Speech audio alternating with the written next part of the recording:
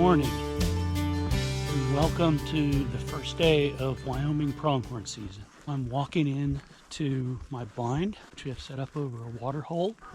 Beautiful morning here on the prairie. Might be able to hear some dogs barking in the distance. That's the rancher's dogs. We are on a working cattle ranch here. The owners are very generous to allow us to hunt here. It's a wonderful place, beautiful. Central Wyoming prairie. I think everyone probably has a favorite thing they like to do in the outdoors. For some people it might be fly fishing or bass fishing or elk hunting. For me, it's always been hunting whitetails with a traditional bow. But I have to tell you, since spending more and more time in the West, it's tough to beat hunting pronghorn in this early season. And one of the reasons I love it is that pronghorn are just such amazing animals. But the other reason is that they make such wonderful table fare. We love to eat pronghorn in our family. And so having tags this year for both Debbie and I it's just, we're super grateful to have them. We're approaching the blind now. We've just got one more fence to cross. Saw 2 mule deer does walking in, but that was all. And I know it sounds strange, but I'm glad that's all I saw. The ideal way to get into a pronghorn blind is to have somebody drop you off in a vehicle and then crawl inside quick. The less the pronghorns see you, the better. So walking in is always tricky. There's our setup.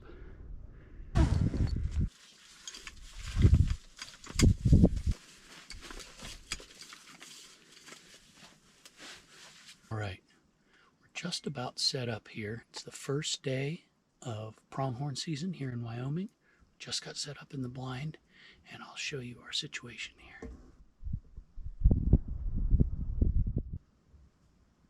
We've got a water hole right in front of us, and I don't know if you can tell distances on the camera or not, but you might be saying to yourself, why in the world did he set the blind so close?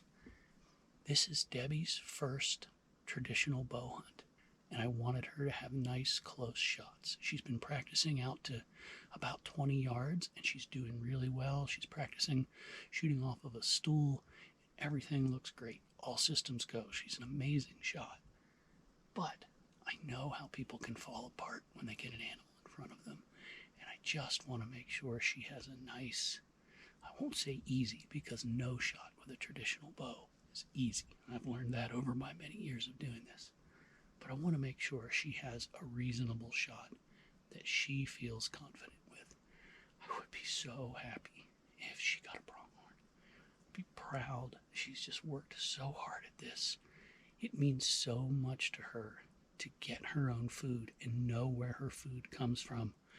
If she had her way, that's all we would eat is wild food. And I'm 100% behind that. I would love to be able to do that too. It's hard, but with 2 of us now hunting, it'll be much easier to fill the freezer. So fingers crossed for her, fingers crossed for me. So I've only been in the blind about 10 minutes and out about, oh my gosh, they're probably 500 yards out. 3 pronghorn just crested the rise and are grazing on this side of the slope from me. I know you can't see that, but they're on my side of this rolling prairie slope. And I just glassed them, and all 3 of them are, at least from this distance, as far as I can tell, bucks, and one of them looks to be a really, really good buck. Right now, they're not even looking in my direction, but pronghorn typically water at least twice a day. Last night we had storms, we had heavy rain. Didn't last very long, but we had, probably all told a good 30 to 45 minutes of good solid rain. And so that might have created some little pockets of water where these pronghorn can water at places other than the water holes that we're set up on. I guess we'll find out. Keep an eye on these guys and see what happens, see if they start working toward us. He's got a better look at that one buck. He's a real dandy. I would be very pleased with that animal. So there are basically 3 ways to hunt pronghorn. One is by spot and stalk, So pronghorn are animals of open country, open prairie, and sage flats, and so you can usually spot them a long way off. The trouble is getting within bow range of them is really difficult. You usually don't have much cover, maybe just a little bit of sage. You can use the topography and rolling hills, but it's tough. And the other thing that makes it tough is that pronghorn have excellent vision. They can see up to 4 miles. They are able to detect movement and detect danger and functionally see you. So getting within, for a traditional bow, getting within 30 yards of a pronghorn on the prairie is really tough. The second way is to use a decoy. It's similar to spot and stalk in that you're usually looking for animals off at some distance, but instead of just going straight to them, you're going straight to them with a decoy. Pronghorn are very curious. During the rut, bucks can be aggressive. They want to chase off other bucks from their small group of does. And so you can use a decoy to get them curious, get them interested, and two things will likely happen. Either they'll let you move within bow range as you're holding your decoy up, or they'll actually come to you for a close shot. Then the third way to hunt pronghorn is over water, and that's what we're doing today. We're over water. It's easily the most reliable. Pronghorn have to water 2 times per day. They're very antsy, very skittish, so you can't just expect to sit over the water hole without a blind or anything and get a shot. If they detect you, they're gone. They'll typically come in and drink. The most effective way is to set up a pop-up blind or some other sort of thing that hides your presence ahead of time. Let them get used to it, and then they'll come in and drink regularly.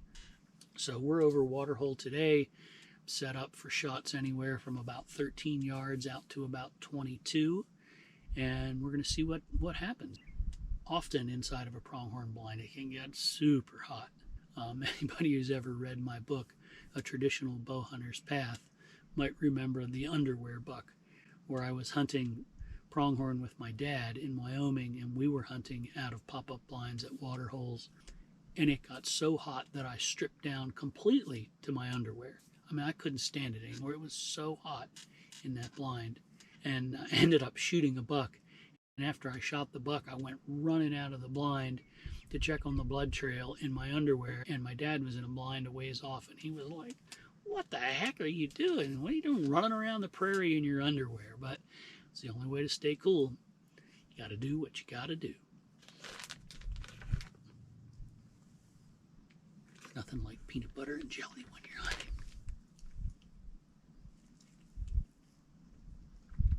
Well, I've been in the blind for about 3 hours. I saw those 3 bucks when I first got in the blind, but nothing since.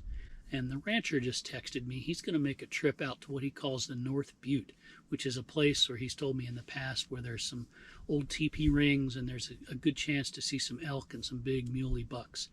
And so I'm going to take him up on his offer and hoof it back to the ranch house, and we'll go see the North Butte for a little bit, and then we'll be back in the blind this afternoon. So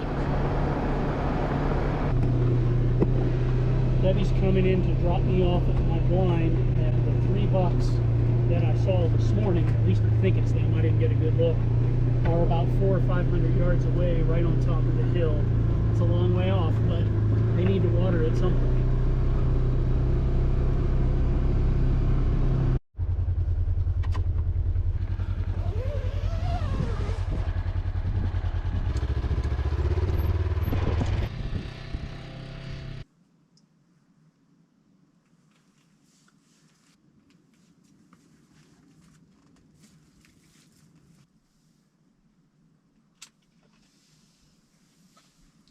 Not exactly the animal I'm looking for, but I've got a mule deer doe coming into water here at the blind. See if I can get some good video of her.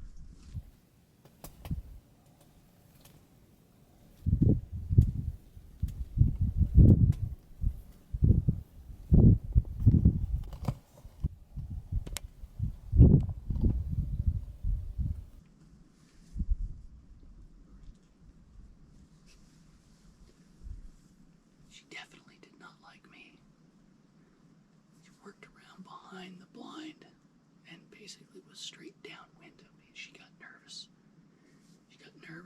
she really wanted to water.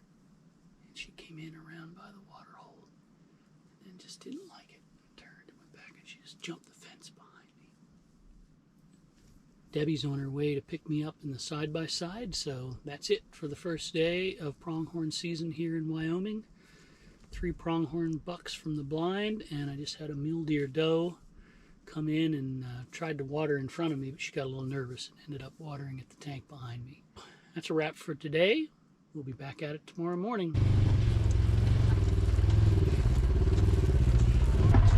There's my ride. It's like Uber of the prairie. All right, Debbie just wrapped up a sit in her blind, and she's dropping me off for night 2 of hunting at my blind. Like you got some cows and sheep.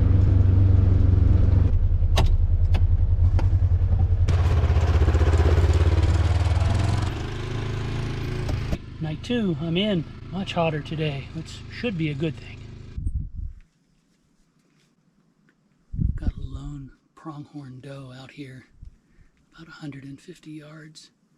She worked her way in and was looking towards the water hole the whole time. I think she wants to come in and water, but she's nervous.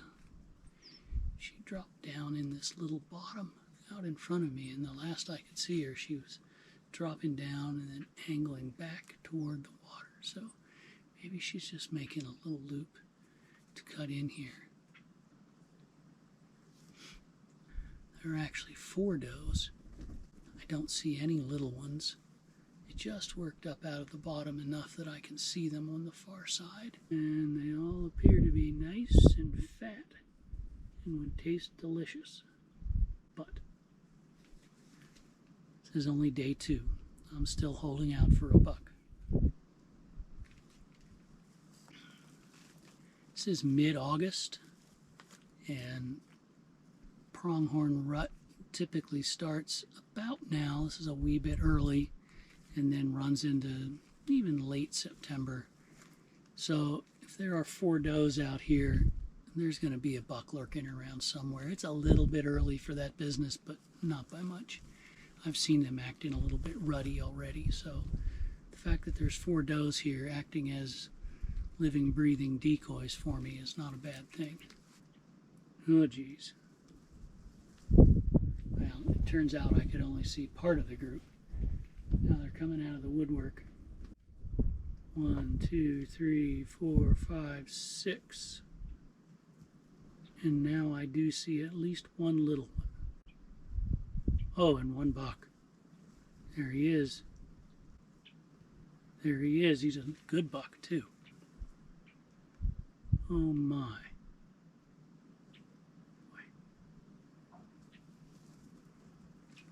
Be sweet if they came in here to water.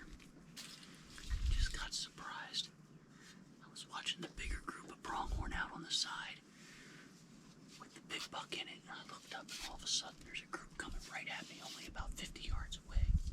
Looks like 2 does.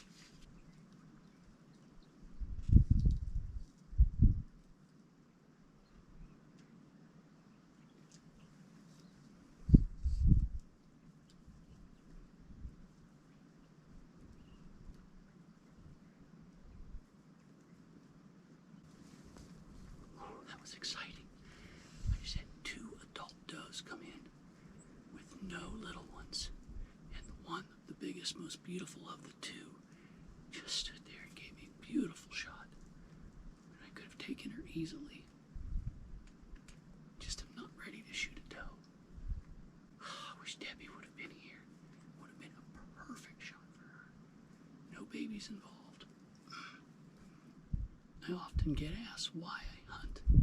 There are lots of reasons.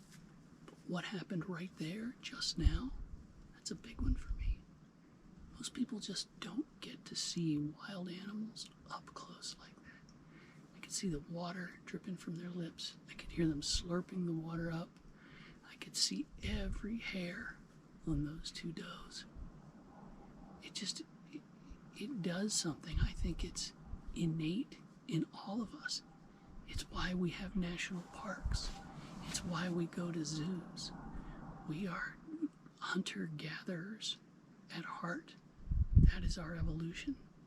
And to be able to see these animals up close like that trips something in the hunter in us and in just the human in us that wants to be reconnected to wild places, to the land.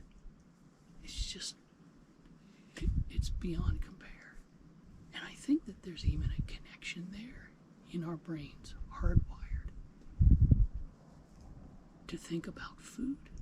I mean, let's face it, when we were hunter-gatherers, when we were traveling over the landscape, feeding ourselves from the land, the idea of a meal like a pronghorn over the fire that night would have gotten us pretty excited. That meant food, that meant survival for the hunter and his family. So I think there's a lot of emotion tied up in our love of the outdoors, our love of animals and wild places, and it's in me in spades. Like it's in some ways to a detriment. It's the only thing that I can really think about sometimes. It's that strong, and that brings me great joy. Just love it. Well, the group out here is up to 12. It looks like there's one good buck and then 2, maybe 3 smaller bucks. They were just out there fighting. All right. Well, I'm probably going to have to call it quits before too long. Well, I hear the side-by-side coming, so that's it for me for night 2. Saw a bunch of antelope, a couple of good bucks, and had 2 right in here drinking. Passed on the shots, but sure fun. We'll get back after it tomorrow. I'm all showered. She wants me to video her because she's showered and clean. She does smell better, I can tell. Show the people how clean I am. Hi people, see how clean I am? Hold on. Best looking prairie Uber driver you'll ever see.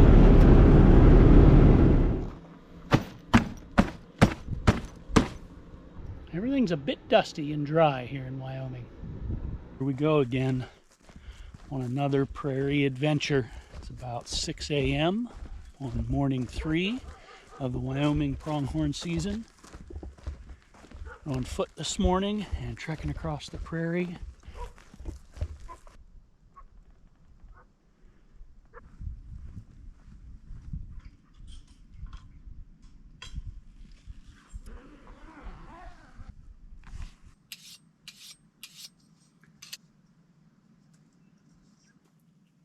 All right, I've been in the blind a little more than 2 hours this morning, and the whole time I've had a group of 3 pronghorn down below me in this bottom. I can just barely see them down in there. They're 400 yards out. One looks like a pretty good buck and 2 does, and the buck is in there acting ruddy and chasing them around.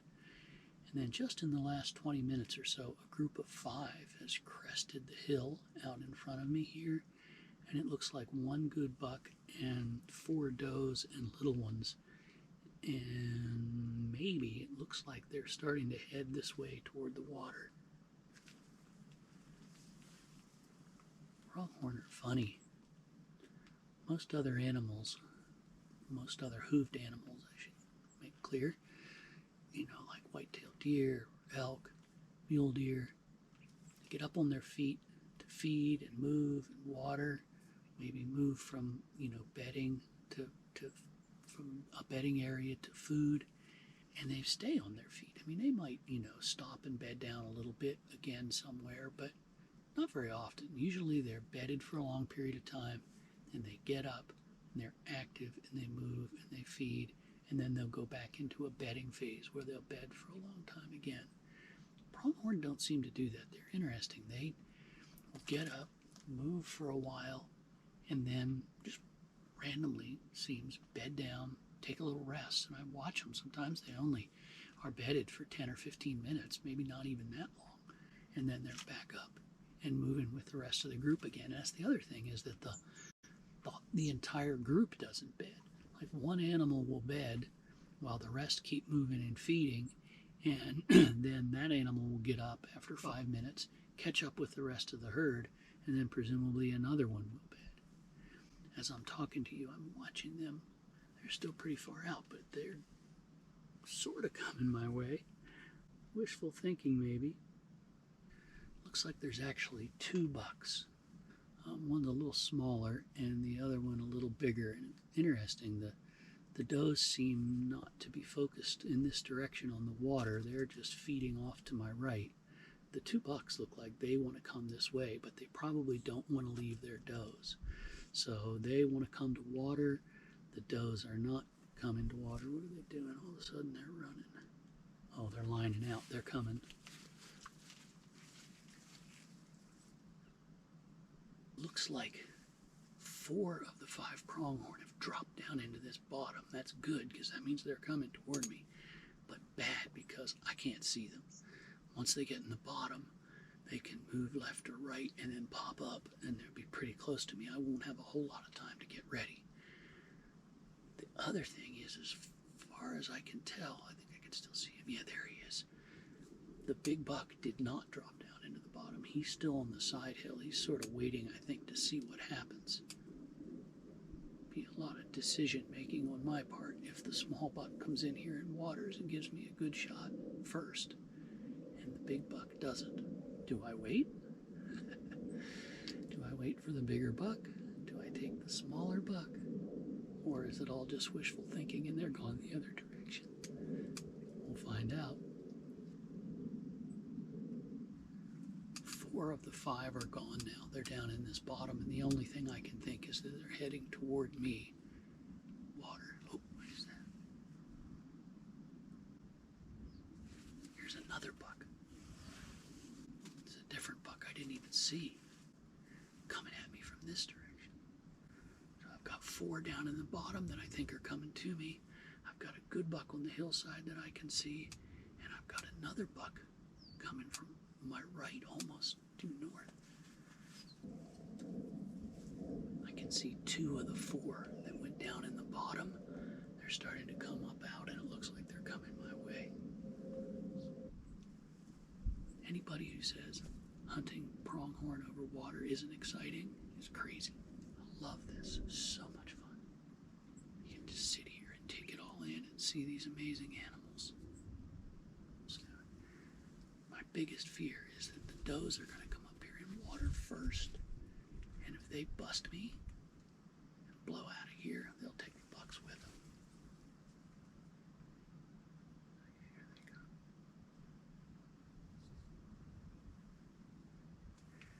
I got 3 does coming right for me, and the big buck on the hillside looks like he's starting to come too.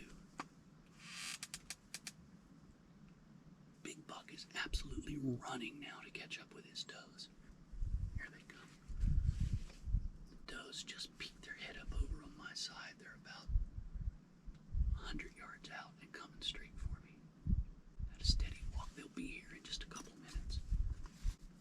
They keep coming like this, they'll be here in 30 seconds.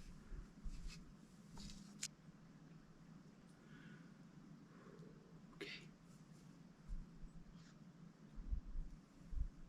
I've got 3 does in sight, coming fast. And the buck that's coming from my right, he's coming for those does. He's coming straight for them.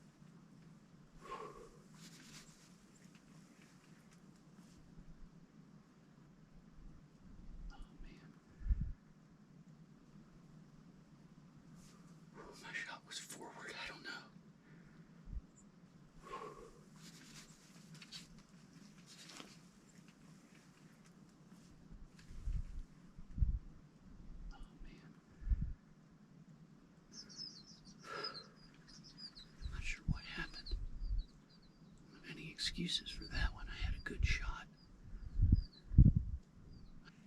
I don't think this is good. Elevation-wise, it was right on the money, but the shot just flew right.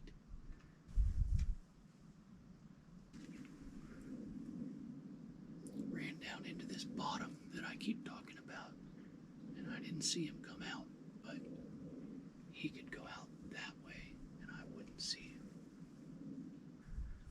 I'm just gonna sit here for a while and see what happens. I'll keep my eye out in there. Like I said, he went down in, but never came out. The shot was definitely not my best performance ever. What a morning. So here's the story. Shot an antelope about an hour ago. No excuse for the poor shot, but I hit a little bit forward. I waited and then went out to go do a little tracking, and unfortunately the battery on the GoPro was nearly dead when I left, and so I didn't get any of this on film. Bad news is I made a bad shot. It happens. It happens to all of us. I've been shooting really well. I don't know what went wrong. I felt really good about the shot. It was not a terribly difficult shot. Elevations seemed to be right on, but I just shot too far forward. The buck was quartering away from me, and I shot up close all the way up toward the leg bone. That's the bad news. The good news is I went down in where he dropped down in this little bottom, and I watched him run away, and he's going to have a sore leg for a while, but I think he's going to be fine. So that always eases my heart. If you shoot an animal and the outcome is unknown, that's really hard. I mean, it's really hard to make a bad shot. It's hard to like take that.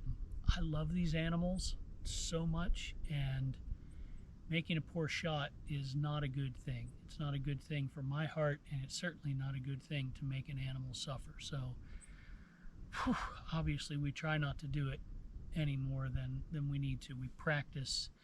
We make sure our equipment is all set up. We only take ethical shots, but no matter what you do, mistakes still happen. And that's what happened this morning. I just made a bad shot. It's all there is to it. There's no excuses in the world. Well, good morning. It's day 4. Weather is a little different this morning. Our first 3 days, it's sort of cool by Wyoming standards in August. It's been in the 80s and very calm. Just a little puff of breeze now and then. This morning, it's not downright windy, but I think it's going to get downright windy. It's already pretty breezy, and temperatures are supposed to get into the mid-90s. That stinks for sitting in a blind. I mean, really stinks, because you really get sweaty sitting in there. Those blinds get up over 100 degrees inside pretty quickly. But the hotter it is, the drier it is, the more the pronghorn need to water. Not more, really. They typically water twice a day, but the more dependable they'll be at coming to water. So it ups your chances just a little bit. As all hunting goes, it's been a roller coaster so far. I've had chances at does that I've passed, and yesterday I made a poor shot on a, not a huge buck, but a decent buck, and I'm just beating myself up over it. It's really hard when you make poor shots. It's like anything else that you work really hard at in life, whether it's sports or music or academics, and you build up, training, trying to do your best, and then when you don't do your best, it really hurts. And hunting has this extra layer that maybe a lot of people might not understand, that involves the animal. There's a real emotional aspect to wounding an animal and not recovering it. That's not ever what I want to do, and I feel horrible for that animal. Now in this case, the wound wasn't bad. I almost guarantee you that pronghorn is going to survive. I can't guarantee it 100% because nobody can do that, but I saw it run off, and I think it's going to be okay. Still doesn't make me feel tremendously better. With that, the sun's already up. We need to get in the blind and get day 4 underway. Again, thanks for hanging out with us. We're having a blast here on the prairie. It's been a good hunt so far, and I think it's going to get even better. So let's get to it. sure exactly what's going on, but I've literally got a pronghorn running at me from about 350 yards out, running straight toward the waterhole. Now she's down to a walk, but it certainly looks like she's coming. It's coming fast. I need to get ready. You can see her with the naked eye now. She's like on a dead run for me.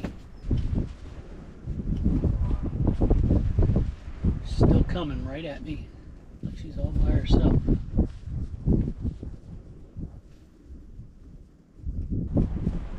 She's dropped down into a bottom in front of me where I can't see her. But if she's coming at the speed she came down the hill, she should pop up. There she is. There she is. Her head just popped up over.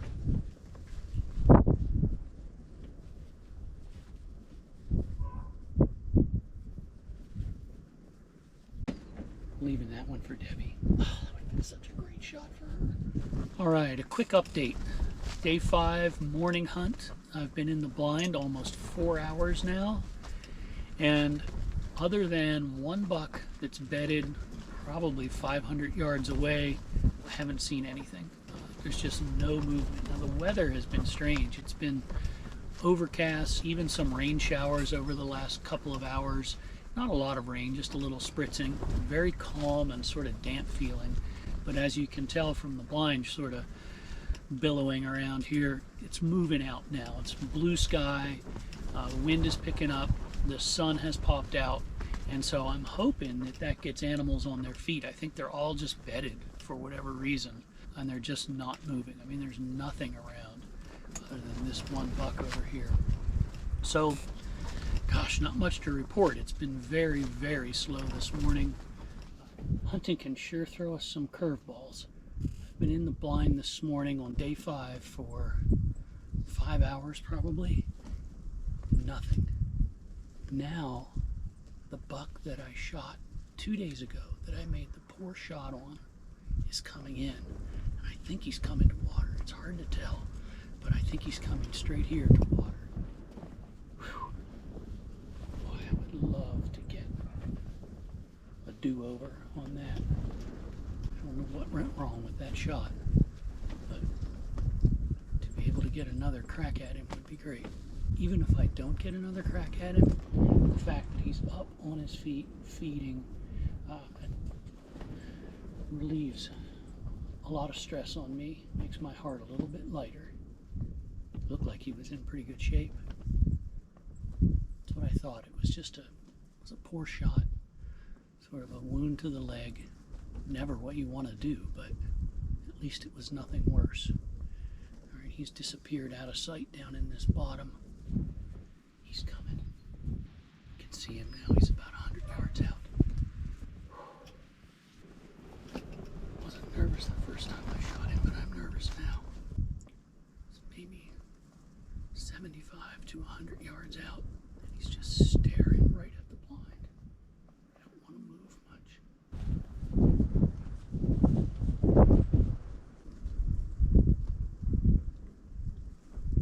Concerned that he might drink at that seep.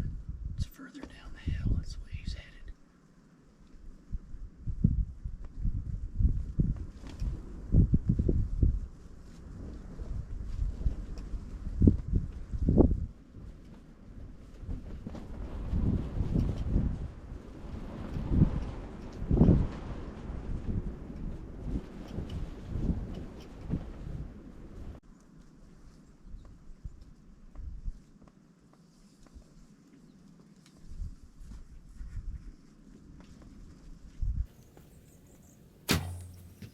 Yes! Yes! Oh my God. I just made an awesome shot on that buck. Whew. Even though he was way out, I checked it with the rangefinder. He was 30 yards. I was 29 point something. Whew. But I decided to take the shot since I'd already wounded him. He was drinking at the seep down below there. I think I made a really good shot on him. Oh my goodness. I know this is crazy. I'm acting too. Oh, to get that buck. He went down in the bottom, so I can't see him. He disappeared right away. But I think I made a really good shot. 30 yards in the wind with this redemption on a buck I made a bad hit on 2 days ago. Whew, I'm shaking. Whew. Unbelievable. I hate hunting shows when guys go all crazy and get pumping their fists and everything. Just disrespectful. But in this case, that buck, that shot, oh my goodness. Oh my goodness.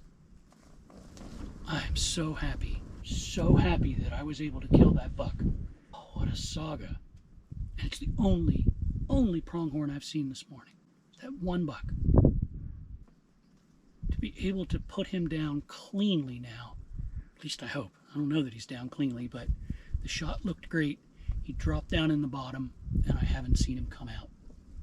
Thank goodness I was able to put that buck out of any pain that he might have been in and redeem myself from the terrible shot that I made 2 days ago. This is an old refrain for me. I often talk about hunter's paradox. Written about it in my books. It's just such an important concept to me. Hunter's paradox is this stew of emotions we get when we kill an animal. Elation, which usually comes first. Sadness over having killed something. Excitement. I mean, there's just so many things that go through us when we kill an animal. It's hard to explain. I don't know if it happens for all hunters, but taking a life is not easy. And there is definitely some remorse and some sadness that comes for me. I know that it's the natural cycle of things. It's what we've been doing since we were hunter-gatherers. It's going to provide food for our family, great food. But you still get that tinge of remorse. What did I do? What did I do?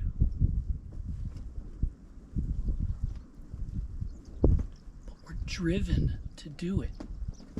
We're driven to do it. It's our genetic connection to our ancestors, to the hunter-gatherers from which we came. Of course we got excited when we shot something. It meant our family could survive another winter. It meant we could eat that night.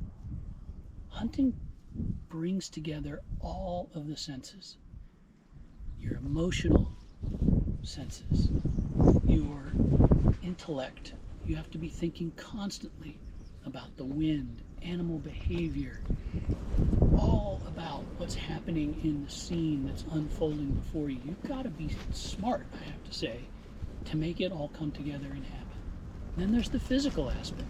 I'm sitting in a blind, all right, that's not that physical, but shooting a traditional bow with no sights, where I need to come to full draw, stay focused, stay calm, and make it all happen,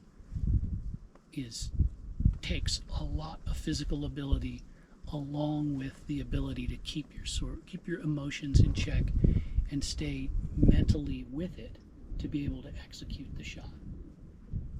And I think we just did that.